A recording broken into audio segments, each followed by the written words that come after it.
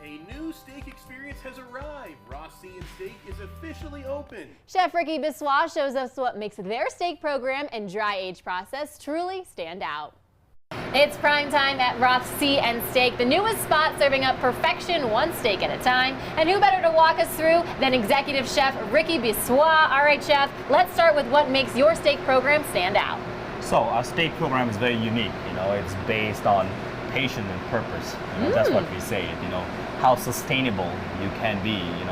I always learned when I was growing up that Mother Nature is the true artist, and as a chef, all you can do is help the Mother Nature to create something. There's a lot of philosophical stuff goes into our cooking a steak, and this is why we wanted to put that every steak. There's a lot of steakhouses who cook all the steaks, but we wanted to push ourselves to the boundaries of the love and care which goes into cooking a beautiful piece of steak, and I love it. What kind of cuts can people experience on the menu?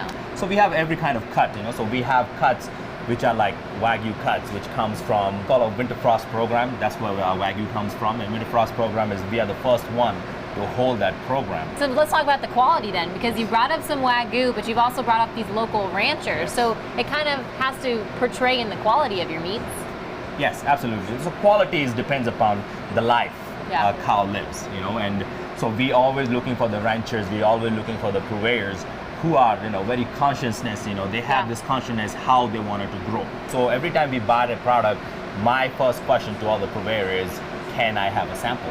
Ooh. So it's always tasting based, and every cow lives a different life, the stress level, the hormones it gets into it. So when we get it, we wanted to taste that beef, and then we decide which category of the quality we want to set it for our customers also in the same way. So Chef, you also have an in-house dry aging program. You have to tell us about that. So dry aging program is all about trust and faith. We bring our beef and we dry age for 45 days, and 45 days is a sweet spot in between when the flavors gets intense, but they also leave that beefiness off of our program. So we wanted to taste that meat inside, but we also want that funky smell. So when you do a dry aging, it's you get a smell of earthiness, the mushroom, a little bit of blue cheese kind of a flavor into it. You said the sweet spot is 45 days for aging, but what's that process like? So the process is basically we bring every primal cuts, so we bring the primal cuts in a big primal, and then we put it in the dry aging room. What it allows the bacteria to form on top of it, and it allows that moistures to start evaporating because it's a controlled temperature. The humidity is controlled, the temperatures are controlled in a dry ager, and that's what it allows it. It allows that moisture to go away. So slowly, when the moisture goes away, the beef flavor gets intense as long as it goes for more days of dry aging process. So we kept it at 45 days.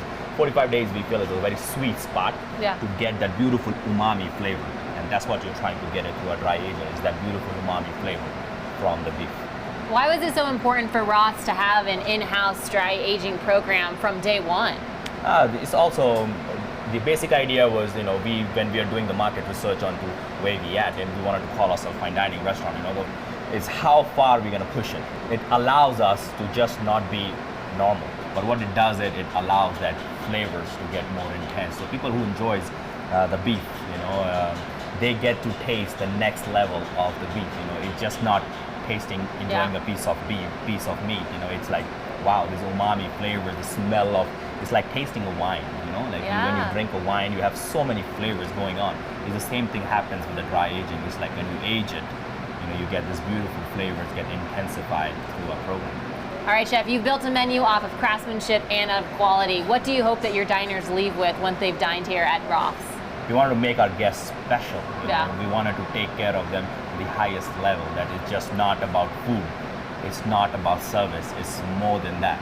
So when you walk in to see the smile from our host, to the last miniardi service when you get a chocolate truffles from us when you finish the dinner, and a granola mix which we based on our Colorado granola mix, which you get to take home, so you get to remember us next day as well. So we wanted to do the whole process of how far as a restaurant we wanted to take this hospitality.